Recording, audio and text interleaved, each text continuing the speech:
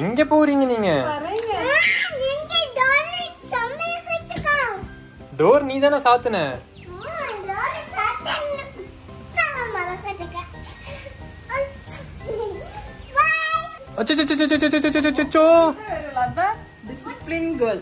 ஐரா ஏதாவது ஓபன் பண்ணா அப்படி மூடிதான் வருவா.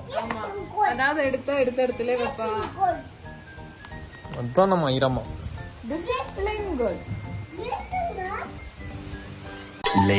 ஐரா பாத்தீங்க அப்படின்னா நல்லா சாப்பிட்டு மத்தியானம் தூங்கி எந்திரிச்சு என் தங்க குட்டி இங்க நிக்கிறா.